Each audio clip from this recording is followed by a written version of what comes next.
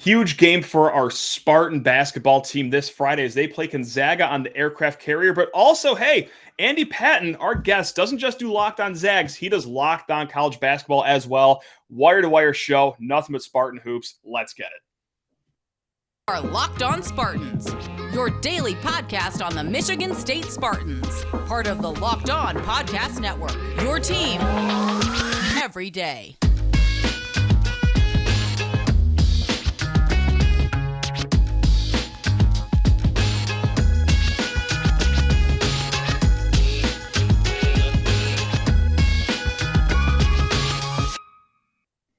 Spartan friends, Spartan family, the greatest people I know. It's your host, Matt Sheehan, and it's also the host of Locked On College Basketball and Locked On Zags. Busy guy, Andy Patton. But before I let this gentleman speak, hey, this episode of Locked On Spartans is brought to you by Sling TV. Do not miss this week's matchup between the Spartans and Gonzaga right here on Sling. Sling, the TV you love for a price you'll love. Try it today.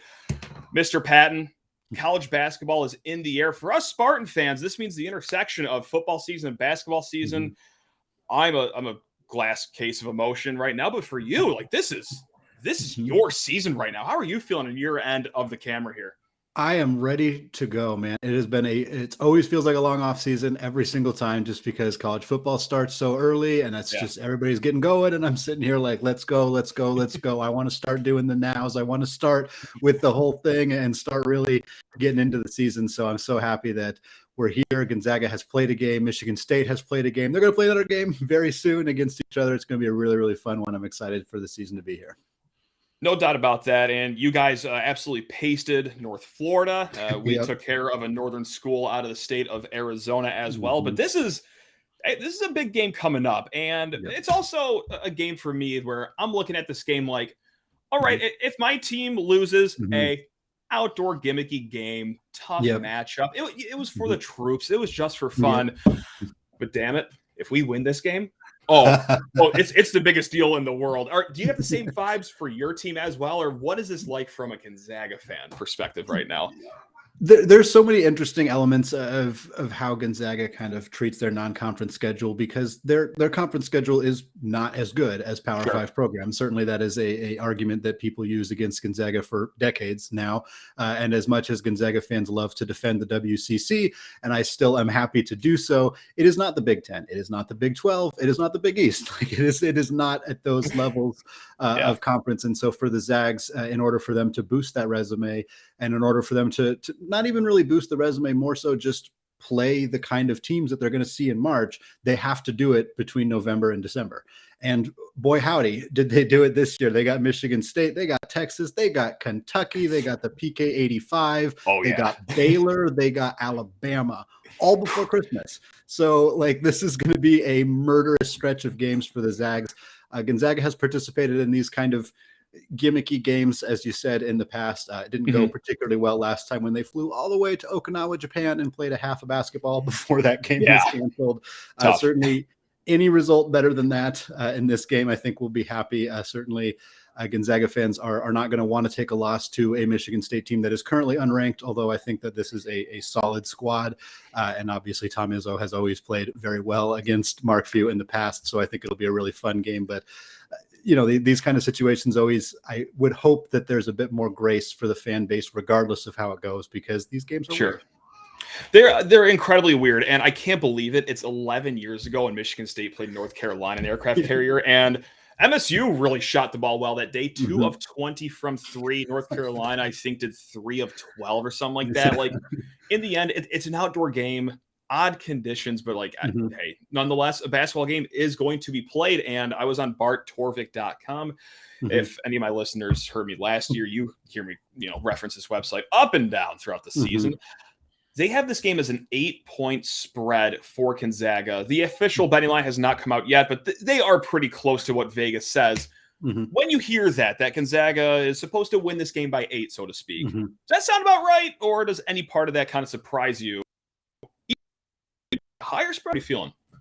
Yeah, I think I would, on a neutral court, a neutral court that's not an aircraft carrier, I should say. I would think that the spread would probably be a little bit more in favor of Gonzaga, but I think 8 is fine. I think 8 is good.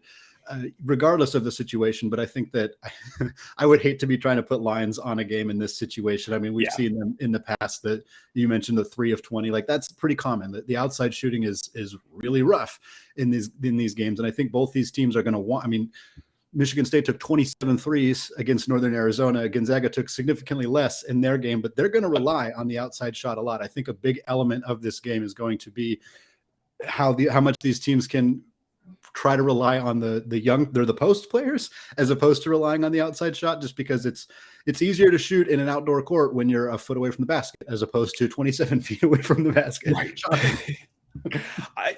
It kind of really is that simple, right? Like I feel like such a simpleton to kind of use that as a crutch, but there is something to that. Yeah. Now, what I'm going to bring up is something that I did not necessarily love seeing when I was combing the box scores of yesterday's game or Monday's game when this show comes out. Regardless, your Gonzaga team went to halftime up 53 to whatever North Florida had. Yeah. We'll call it 8 points. It doesn't really matter. The important stat here is that of the 53 points that Gonzaga scored in that first half, 1 3-pointer. Yeah. Is that the MO of this Gonzaga team? Just run up and down the court, high tempo, get it to the inside, or is that kind of surprising of what you saw on Monday? I was a little surprised at how few threes that Gonzaga took and made, frankly, in that game. I think they only ended up making 5. I think this team is going to end up being a better outside shooting team. But at the end of the day, as long as Drew Timme is on the roster, they're going to feed the ball in the paint. I mean, that's just what they're going to do. There's no reason not to. Gonzaga has but even before Timme, they have always been a team that has extraordinarily high usage rates for their post players. Basically, it's get out and go in transition constantly as much as possible. And if you got to go in the half court offense, you figure out a way to get the ball on the block. And that's just what they've always done. I think this team has phenomenal outside shooting. Rasir Bolton shot 46% last year. Malachi Smith was at a smaller conference in the SoCon, but he shot 40% last year. I think the young guards on this roster are going to kind of develop into outside shooters. Julian Strother, potential first-round pick this year, he shot 39% last year. So I do think that this team has some shooting, but at the end of the day, it's never something that Mark Few has liked to rely on all that much, and I really doubt they're going to rely on it much in this game. No doubt about that. And also, you mentioned, the big man on campus, the guy that was in the same recruiting class as Adam Morrison, little known fun fact, Drew Timme. He's back. And a lot of outlets have him pegged as the national player of the year. If it's not him, then it's Oscar Tshiebwe. Michigan State plays them in back-to-back games, but we'll obviously stick with Timme here. Yeah. What's his game in his career right now? Has he progressed a lot, or is it just he's just gotten even better at the things he was already good at? It's kind of that. I think there have been kind of hopes or optimism, and I think mostly for NBA scouts and for his NBA career, that you would see some other elements of his game develop, notably perimeter defense, something that Baylor exposed very dramatically in that 2021 national championship game. And then, of course, the outside shooting. Every year we hear stories of Drew Timme's taking 200 threes a day. Drew Timme's taking 250 threes a day. It gets bigger every single year.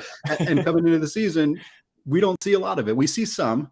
We see him occasionally take threes. His form looks good. When they go down, they look good, but he just hasn't been a consistent outside shooter. And for Gonzaga, you look at the guys they've put in the NBA, a lot of the bigs that they put in the NBA are good outside shooters, but very few of them actually took a lot of threes in college, because that's just not the way that Gonzaga runs their offense. They don't have a lot of sets that get big men outside shots. So for Drew Timme, he's been the same guy for basically 4 years. His footwork has gotten better. He's added to his bag this year. We've seen some little Dirk Nowitzki 1 foot fadeaway type stuff that he didn't have in his bag before. The first time he pulled that out, I was like, oh my God, everybody is screwed. This is going to be ridiculous if he can start hitting 16 footers off 1 foot like that.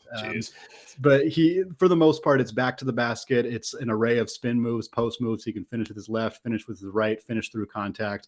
And his ability to just read the defender and make the correct move was good when he was a freshman. And the fact that it's grown so much to the point where he is now, he's just automatic. Great. I absolutely hate hearing that, but that's great for you guys. That's awesome. That must be a lot of fun for you. And obviously, Drew Timme, not the only guy on this roster. We're going to get to everyone else on this Zags team. But first, I just need to talk everyone's ear off about SimpliSafe home security. That's right. The best in the nation. Look, SimpliSafe is going to take care of you this holiday season because did you know that the holidays, yes, are a prime opportunity for crimes like burglaries and package thefts to spike nationally? That's why our friends at SimpliSafe Home Security are offering 50% off. That's right, 50% off their award-winning security system so that more families can feel safe and secure this holiday season. Order your SimpliSafe system for half off today and enjoy advanced security and greater peace of mind this holiday season. In an emergency, 24/7 professional monitoring agents use Fast Protect technology exclusively from SimpliSafe to capture critical evidence and verify the threat is real so that you can get priority police response. 24/7 professional monitoring service costs less than $1 a day, less than half the price of ADT's traditional professionally installed system. Don't miss your chance to save on the only security system that I recommend. Get 50% off any new SimpliSafe system at simplisafe.com/LockedOnCollege. That's right, simplisafe.com/LockedOnCollege. Get the biggest discount of the year. Do not wait. simplisafe.com/LockedOnCollege. There's no safe like SimpliSafe. And there is no guy to talk about Gonzaga basketball than with Andy Patton. That's right, Locked On College Basketball, Locked On Zags. Is it Gonzaga or Gonzaga? Or am I or either of them correct? I've heard people pronounce your school 15 different ways, I swear. What is it? It's funny to me because they go by Zags, and so you'd think that people, I mean, you've been saying it correctly, Gonzaga. Okay. Some people say gun or gone, a bit of a debate there, but Zaga, not Zaga, not Zaga, whatever it may be. But people say that Gonzaga Zags, and I'm like, you're so close. Like you almost have it.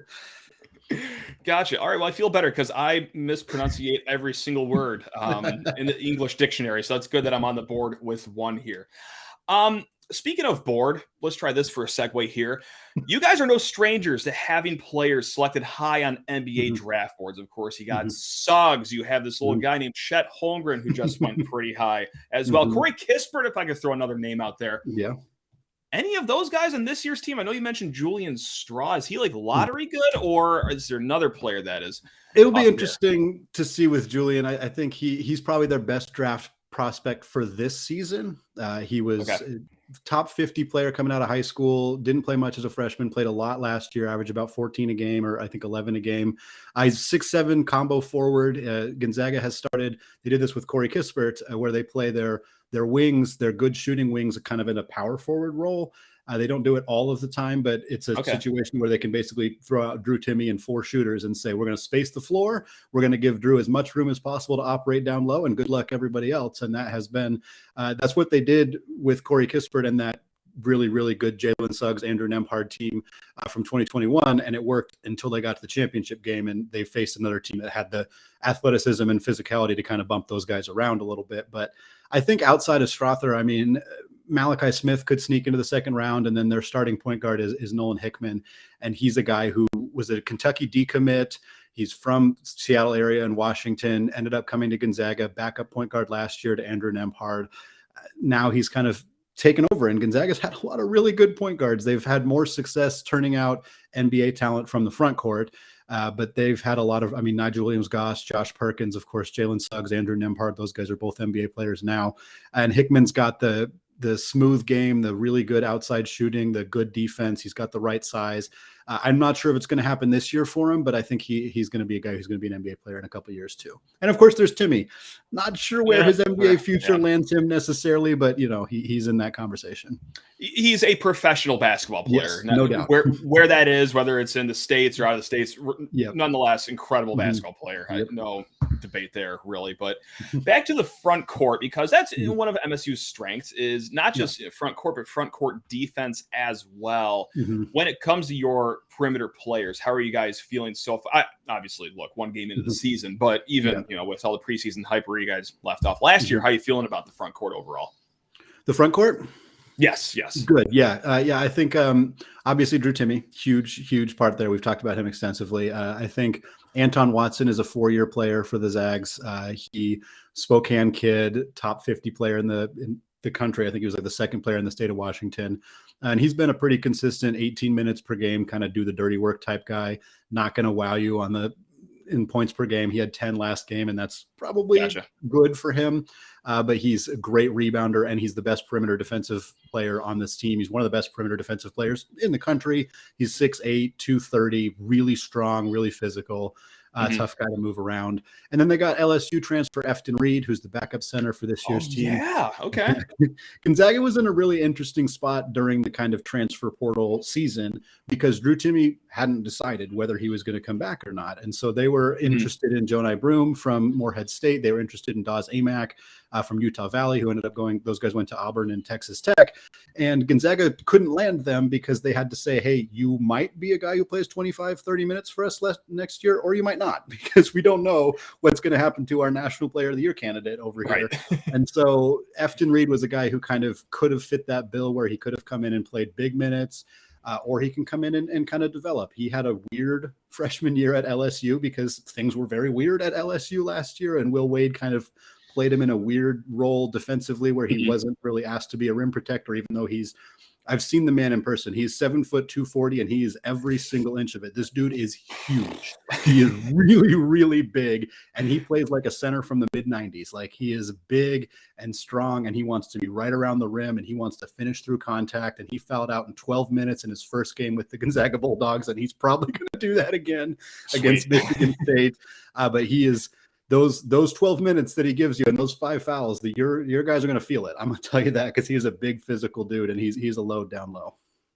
Now, I'm a consummate pro here, so I mispronunciate everything. And I also do this at 3 times a basketball season. I get backcourt and front court mixed up all the time, and that's strike one. We're not even out of the first week of the college basketball season, and I did it for the first time. You're probably very confused when I'm talking about perimeter players, and all of a sudden I bounce front court off you. But you figured it out. We did. So with that said, let's do the old topsy-turvy here. Let's see if I can do this correctly this time. How's the backcourt? Backcourt. Yeah, there we go. Good. I think the biggest contributor for them in the backcourt is going to be Rasir Bolton. He's a 5th-year senior. Gotcha. He's a guy who started his career at Penn State, spent 2 years at Iowa State, lost a whole bunch of games when the Cyclones were really bad. Poor guy. Came to Gonzaga, won a lot of games, so that was a nice change for him. One thing we've seen with Gonzaga transfers in the past is they've often come to Gonzaga and their efficiency numbers balloon up because they are in a situation where they're no longer the opposing team's focal point defensively. You know, for Bolton, he was the best player on a bad Iowa State team. So all these other good Power 5 programs could send their best defenders at him.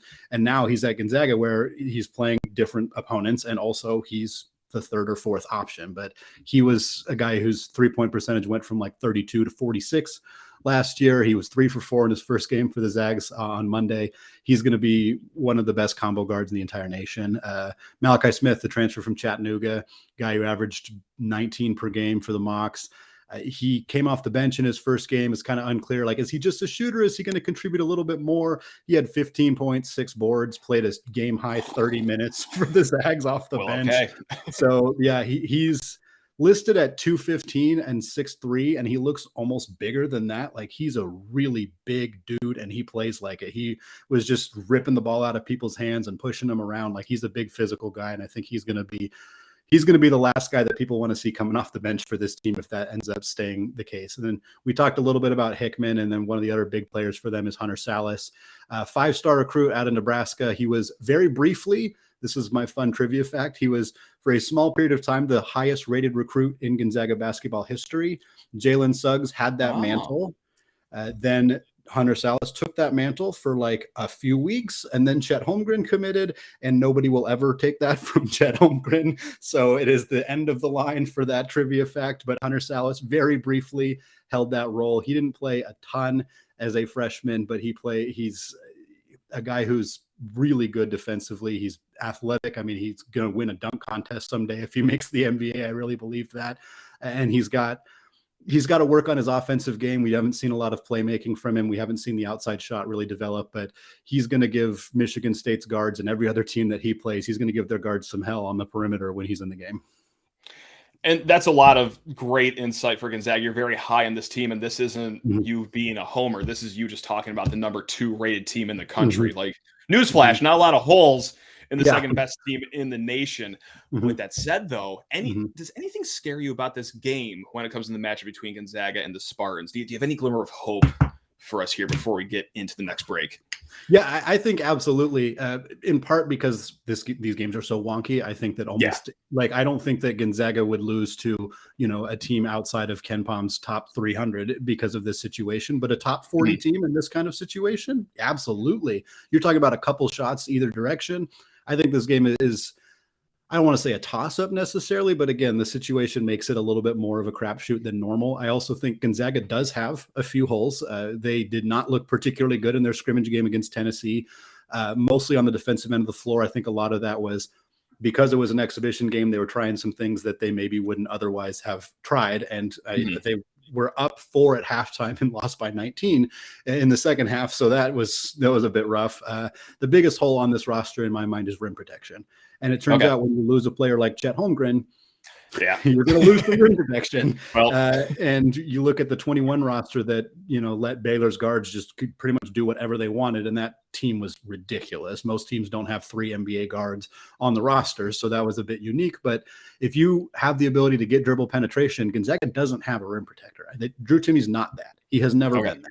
Efton Reed, I think, will be that in time. But again, fouled out in 12 minutes against North Florida. So he's got some work to do. And he wasn't asked to do that at LSU. So it's just not really a skill set he has fully developed. So that's the biggest weakness. And for Michigan State, they do have some low post presence. They do have some guys who can score around the rim. And I think if they can do well down there, and if the guards can find ways to get penetration, can get good switches and get to the rim, they're going to have better looks than they would have last year when Chet Holmgren was down there just erasing everything that anybody brought at that spot. No doubt about that. And we're also going to talk about Michigan State here on the next side of this break. But it's not just me just bloviating about the Spartans like I usually do. No, we're going to flip the script. Put Andy Patton on the hot seat. Get his thoughts on Michigan State because, well, guy knows a thing or two about college hoops. But first, need to talk your ear off about Built Bar. That's right. Best protein bar in the land. They say, hey, it tastes like a candy bar, but no, I'm going to shoot you straight. It tastes better than any candy bar out there. And it's not just the Built Puffs. It's not just the Built Bars. It's also the Built Granola Bars as well. White chocolate peppermint granola. That's right. That is Built's take on the granola bar. And it's more filling, insanely tasty. It absolutely positively slaps. If you have not tried a Built Bar before, they are the best tasting protein bar ever created in the world. They are revolutionizing the nutrition game because, hey, all these things wrapped in 100% real chocolate, most of them somewhere in the ballpark of 17 grams of protein, low in sugar, low in calories, most of them in the neighborhood of 130 calories. Sink your teeth into a Built Bar and your life is going to change. I don't want to over-exaggerate, but your life will absolutely positively change. It is magical. It is wonderful. It is Built Bar. You got to try this and do so while saving some money. When you go to Built.com, smash in promo code LOCKEDON15. That's right, LOCKEDON15, all one word. That's going to get you 15% off of your order. One more time, head to Built.com, smash in promo code LOCKEDON15. Get 15% off your order of Built Bars. And it's Andy Patton of not just Locked On Zags, but also Locked On College Basketball. This man loves some college hoops. So let's just ask him more about college basketball here, shall we? So for the second time this episode, I will reference barttorvik.com. And right now they have Michigan State pegged as a 6 seed in March Madness. That's right. I'm a clinically insane person. I look into these seedings when it's still November. I don't know if you do, Andy, but like when you hear Michigan State 6 seed, that's their projection at the end of this year. What are your thoughts on that? Is that sound about right for this year's Michigan State squad, or is it a little too high or a little too low for you?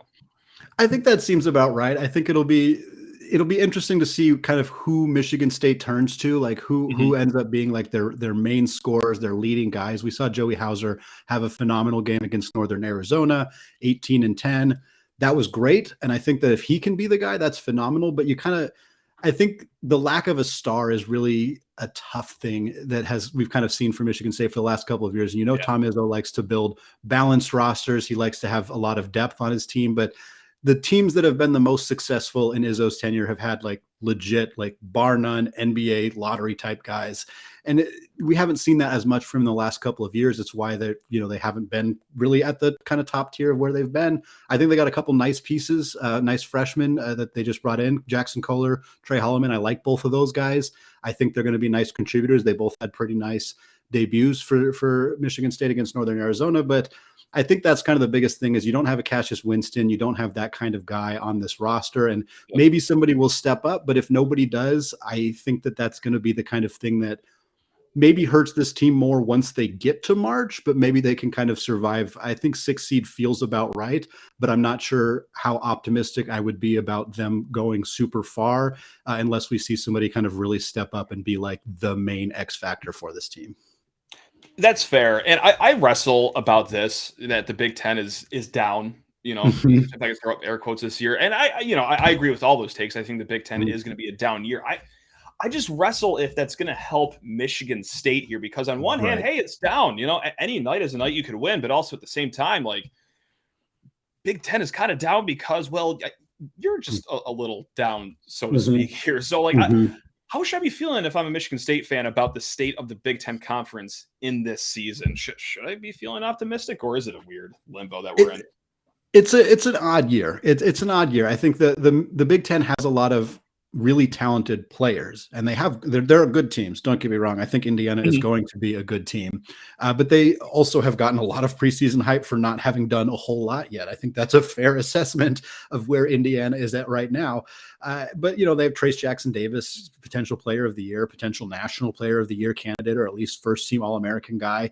I think Illinois is going to be very good. I think Terrence Shannon was a huge addition for them, and I think he's really gonna do some good stuff. And then, I mean, Michigan's got Hunter Dickinson, and Hunter Dickinson is fantastic too, and they've had a lot of success. So I think like those are kind of the 3 teams that I think might rise towards the top.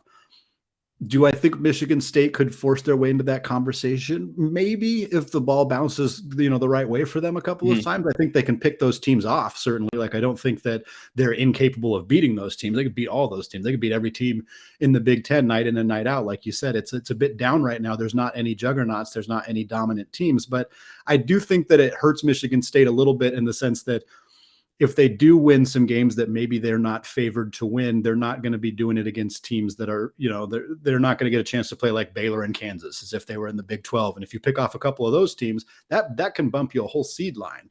Totally. Like, that's the kind of win that can legitimately do that for your future. There's not a lot of wins like that in the Big Ten. And if they lose games that they shouldn't lose, if they drop a game to, Northwestern or Minnesota or somebody like that, like, that's going to hurt them a little bit more just because the conference isn't quite at the level that they've been in the past. I think there's a lot of talent in the Big Ten. I think Michigan State has quite a bit of that talent, but I'm not sure that they're going to be, I think they're going to flirt with a top 5 spot in the Big Ten. I think they're kind of right in that conversation with Purdue, with Iowa, with Ohio State. I kind of think they're right in that conversation, but I'm not feeling super great about where the Big Ten is right now. And I think Michigan State's going to have to fight pretty hard to get into that top 5 conversation. Well, there's no shortage to get those massive wins that you're talking about in the non-conference, because just like you guys over at Gonzaga, this is an NBA schedule here that we have until conference play starts. Hey, after Gonzaga, congratulations, you get Kentucky, you get to play Bama, and then after you get to play any combination of either Oregon, UConn, Iowa State, and North Carolina, maybe in the PK 85. You definitely play Villanova later on. You play Notre Dame. Yikes. Should I be saying, that seems like yikes to me, but at the same time, like, the prime for the picking to get some big wins here. Where do you draw the line, though, with where our expectations should be? Like, should I be tuning to the Champions Classic being like, oh yeah, MSU's got this one, or is it still too early in the season to really be like, this is it? It's pretty early. I think Michigan State's going to have a hard time in the Champions Classic, and I think they're going to be challenged in the PK 85. I think that, obviously North Carolina is probably your favorite over there, but like, if they draw the Ducks, like, I think they can win that game. I think Oregon's very good, but I think they can win that game. Like, I think it's doable. So it'll be interesting. I love that Tom Izzo does this. I think Mark Few has a ton of respect for Tom Izzo for the same type of thing. And I think Gonzaga fans have a lot of respect for Michigan State because whatever, 10, 12 years ago, whenever Michigan State came to Spokane, they came to the Kennel, they played at the McCarthy Athletic Center. Draymond Green dropped 1 billion points and they beat him badly. I was sitting in the second row watching us try every single different player to try to guard Draymond Green, and it just didn't matter no matter what they did. But this was in an era where teams did not come to Spokane. They didn't do it. They still don't. I mean, Texas did, and that's a big win, and North Carolina did recently, but those both happened in the last 2 years. And Kentucky begrudgingly came to Spokane, but they're not going to play at the Kennel. Right. And so you're seeing, like, that's why I love that Izzo was willing to do this. He's always been willing to play unique games, hence Friday's matchup. He's been willing to go play teams on the road, really tough teams. You can argue how much it's helped or hurt in the past, but at the end of the day, Tom Izzo's played in a whole lot of NCAA tournament games, so it's hard to look at that and think that this isn't something that's helping them. For this year, for this roster, it's going to be trial by fire. They're going to have a lot of tough games. They got some youth. They got some guys who haven't played together all that much. They're going to have to put it together early. But again, because they can kind of rely on it's not a great Big Ten season, but it is still, it's not the WCC. It's not some of those other conferences. So they can stomach a couple early losses. They can stomach, even if they don't do well in the Champions Classic, lose early in the PK 85, which I'm not saying they will. I'm saying if they do, they can recover from that, pick up a few big wins in the Big Ten Conference, maybe get hot at the right time, win a game or two in the Big Ten tournament, and still find themselves right in that 5-6 line come March Madness. Hey, you know what? We'll take it. Fine. You know what? maybe I'll change my tune as the season goes on. Maybe I'll want more, get a little greedy. But as it stands, okay, that seems all pretty reasonable to me right now as things stand. Now catch me halfway through the first half this Friday. Like, oh yeah, I'll be thinking like 2 seed if we're within 4 points of you guys, like in the first half. So there you go. He's Andy Patton, Locked On Zags, but also Locked On College Basketball. Do you want to tell us a little bit about Locked On College Basketball, what you're going to be getting into on a day-to-day basis if people want to come find you, which I'm sure they will? Yes, I'm very excited about Locked On College Basketball in our first week right now. It's myself and my co-host is Isaac Shade, the host of Locked On Tar Heels podcast. So 2 guys who cover programs that have had a lot of success in college basketball in the last decade or so. So I'm very excited about this opportunity. We did a bold predictions podcast on Tuesday, so that's a very fun one. We're going to have a lot of conversations with Jason Jordan, the recruiting specialist at Sports Illustrated. So a lot of look into some of that stuff. We're going to have a lot of guests on, a lot of conversations with other Locked On hosts, with other people in the industry. I'm really excited to get the opportunity to talk about basically as many games as I possibly can. I'm trying to resist the urge to just only talk about weird, obscure mid-major teams because that's what I love. I pitched to Isaac. I'm like, should we talk about Oral Roberts and St. Mary's for like a whole segment on the first show? And he's like, well, probably not. I'm like, yeah, that's fine. That's fine. I get it. Noted. But that's what I love. That's what I want to do. It's going to be a really fun show. Love it. That's what I'm talking about. Well, I can't wait to tune in. I'm sure a lot of people are going to want to tune in now because this is a great chat. This is awesome. I feel a lot more prepared for Friday, a little more scared for Friday too. But again, that was my goal. More scared, more prepared.